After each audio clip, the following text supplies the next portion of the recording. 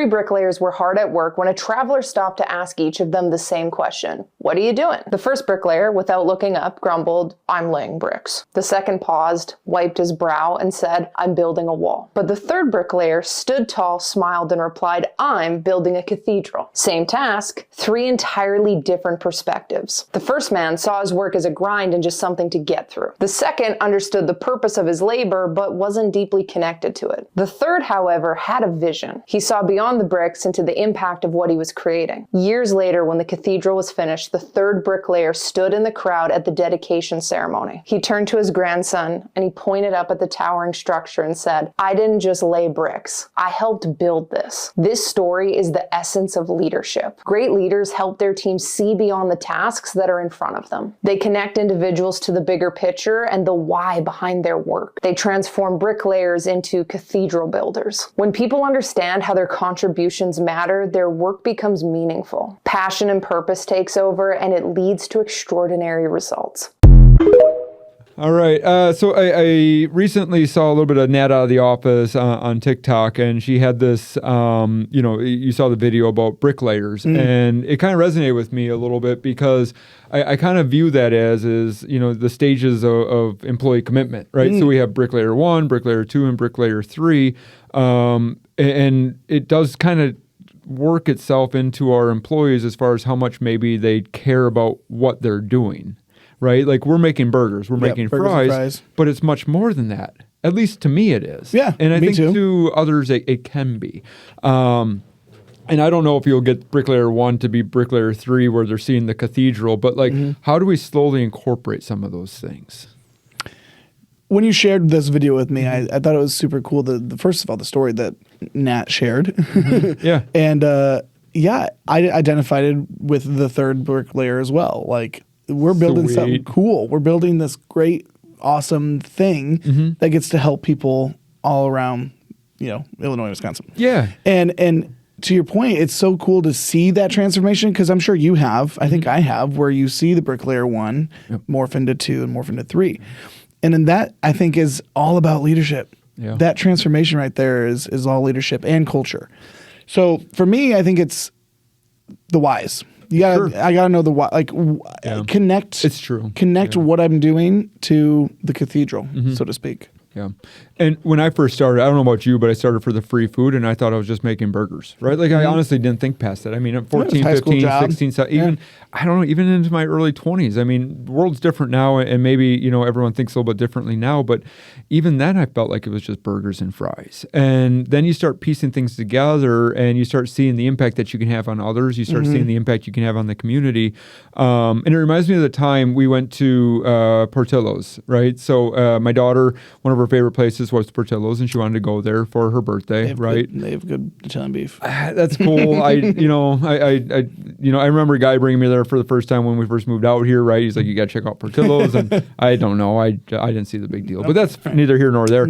Either way, she loves Portillo's, and I don't think she loves it because of the cheeseburger. She can get a cheeseburger anywhere. Okay, but it was the atmosphere and the employees. So all of a sudden we go there on her birthday. And the employee's like, oh, it's your birthday, right? Kids are excited. And they sang her happy birthday. They brought her a chocolate cake without us having to ask or pay for it or whatever. Like, they created an experience for my daughter. And now my daughter always wants to go back to Portillo's. So I think what we do is we sometimes minimize it as just burgers and fries when really there is an impact on our guests that we just don't see all the time, right? Or maybe we don't take advantage of those opportunities the way we should. And I think that's going to help our employees understand that there is more to it by our leadership taking advantage of those things. Yeah, the leadership taking advantage of those, we call them, feel good moments, right? Yep. It's cool because then you can point to it and say, look what we just did. Because the stories that you told me earlier today when we were before this episode, and just that one about Portillo's. Yeah. You feel good about them. And so if we can let our team start to experience those and get them to start creating feel good moments, they're going to start to feel and understand the cathedral. Yeah. 3. You have to see and feel the vision. And I think that's the difference, right? Is you can make burgers or you can feel it, right? And as you're connecting with your employees and with your guests, there's just that different feeling, right? Just what was it, 2 weeks ago, we went out into the community and we were picking up trash. Yeah. No big deal, right? You're just picking up some trash, but like, I don't know about you, but it made me feel like I was more connected to the community than I have been in a long time. Absolutely. And it's just picking up garbage. Yeah, it gave. I think it gave all of us a good kind of. Is that like the endorphin thing? Yeah. Yeah. I mean, well, first of all, just being outside. Oh, man. Again, high. I like doing things. Yeah. But no, exactly to your point. I think it gave all of us kind of that renewed like, oh, this is why we do this. This is why we're here, to take care of the communities that we're in. Yeah, but you're right. It's about more than that. It's serving the communities and the people that we have. And I'm going to tell you, right? Like, we have high turnover. We, our turnover at like 100%. 1 in 8 people have worked for us at some point in their careers. But it's not necessarily about that either. It's about how do we inspire and transform people into their future careers, regardless of whether they're staying with us or not. It just, that part doesn't matter, right? The part that matters is the impact that we're going to have on people and showing them that they're not just laying a bricks, but they're making a wall. And you're not just making a wall, you're making a cathedral, right? And there's much more to it than what you may see in your little bubble, right? And I don't know if that's just time or experience or having the right leadership, but it took me a long time to figure that out. I'd say all the above, yeah. Yeah. Because I mean, first, you're not gonna see what you don't know. So if you're foreign to, this culture, this idea of creating feel-good moments, you're not going to necessarily be keen to see that. Yeah. Because what I was going to say a second ago is, a lot of our industry is blinders. I'm making burgers and fries. I'm doing this. I'm putting buns in a, toaster, and I'm doing, But if we have leaders who are like, hey, take those blinders down, now all of a sudden you can see the bigger picture. Yeah. And so many people told me, right? Like, oh, you work for McDonald's. It's that negative connotation to begin with. So to get out of that negative connotation, like we have to resist the temptation of following everybody and what they tell you are and what your value is. Because if we only listen to the negativity, right, and what the perceived value of what we do is, then you're never going to see the cathedral. Like, you just won't. Turning the brick into a brick wall into a cathedral. Like, I had the opportunity the other day where I was talking to guests as they were, paying for their drive-through orders, and one of the people said, "How was your day?" "Oh, it's probably the worst day. I'm having just a really bad day." She ultimately said she was having a terrible day, and I said, "Oh man, that's terrible. Here I am. I can make it a little bit better. Would you mind if I buy your meal for you?" And she said, "You would do that?" And I said, "Of course," right? Like, I want you to leave feeling good about the day. And if this helps you even a little bit, right, to have just a little bit better of a day, then that's what I want to do for you. And she just lit up and she seemed so happy. And I don't know, she might have been miserable the rest of the day, right? But like, she felt good in that moment. No, she probably had a much better day because of that. Right? I hope so. Yeah. I mean, we've talked about it before on the podcast before, but you're going to let 10 seconds of a bad experience ruin your whole day or your whole shift. On the flip side, right? Yeah. You coming in and saying, "Hey, let me take care of this for you," when she was not expecting that. Yeah. So now she's got that much.